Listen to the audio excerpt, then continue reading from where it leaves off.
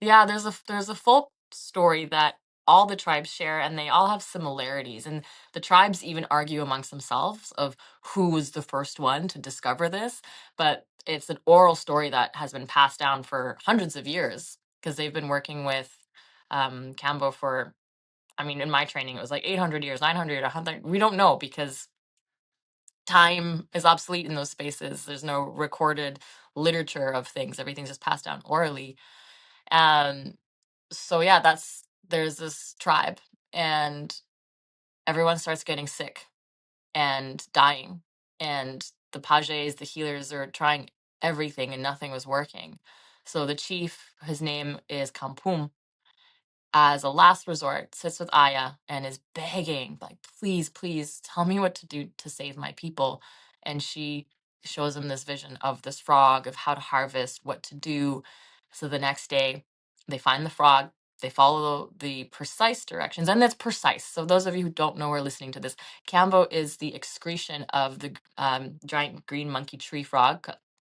Um, and you take its secretion, you're wiping the frog, then you're giving it a nice little pet, then you burn yourself to expose the lymphatic system, and you put that secretion onto your skin, and then you start vomiting, and it looks like you've been poisoned. And a lot of times people think it is poison, and that's why you're puking, because you're poisoning yourself. So that's like a myth we can bust right away. But on the outside it looks terrifying. You're like, why would I do this? So you can imagine, like, the first people who did this had to have a lot of trust in Aya, right? In the spirit of, like, okay, like, there's so much so many poisonous species out there in the Amazon that, like, you just have to trust. Okay, I guess this is good for me. And yeah, it was. Everyone started healing and getting better, and then this information was passed on and named Kambo after the chief Kampum. And so traditionally it is used for malaria, for viruses, for snake bites, for, like, spider bites. It's such an awesome story that you shared, because, like, that's exactly what they're using it for. It's their medicine. It's the vaccine of the forest. It helps women with fertility. It helps the men with hunting and stamina. It's Yeah, it's truly medicinal. And so to call it a poison is really a deep, sad misunderstanding. Hmm. Yeah, okay, let's just destroy that one right now. Because even saying Cambo and poison in the same sentence makes me feel icky, you know? So many people think Cambo is a poison with this intense purge. So from a physiological perspective, what is actually happening during the body when the Cambo is applied? Simply put, peptide signaling.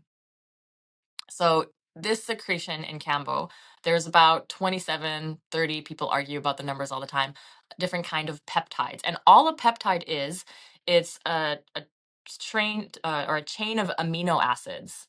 50 or less is a peptide, 50 or more, or 100 more, depending on who you ask, is a protein.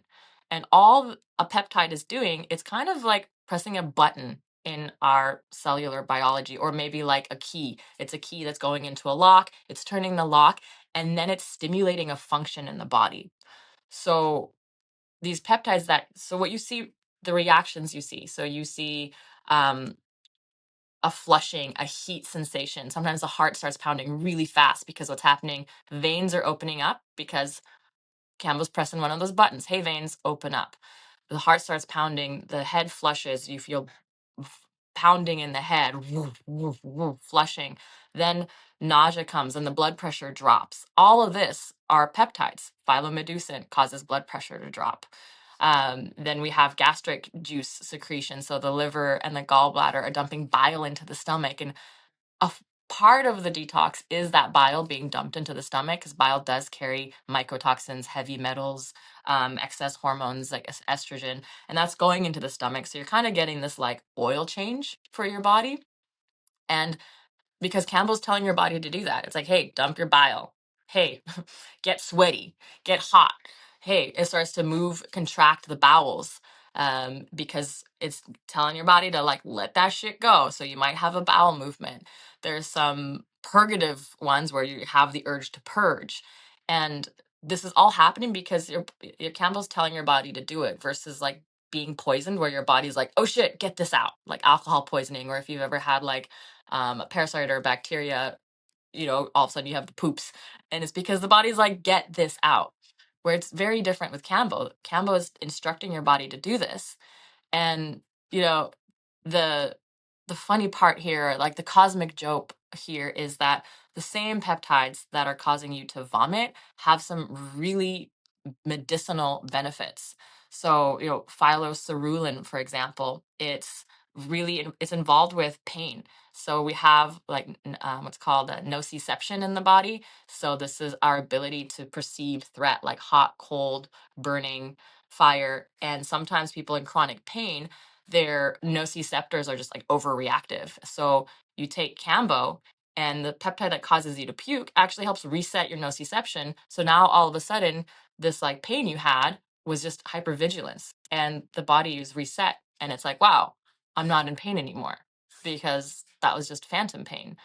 So there's these examples of Kambo helping reduce pain, modulate the immune system, so helping your immune system become more intelligent of what is friend and what is foe. Really important for autoimmune conditions. There's dermaceptin, which is attacking these parasites, the biofilms around parasites and bacteria and candida. It's balancing neurotransmitters, so it's really helpful for mood regulation, balancing serotonin and dopamine. There's ones that are 50 to 1,000 times stronger than morphine. I mean, it's like a big ratio depending on what animal they're studying because it's done in animals, but shown to outperform morphine.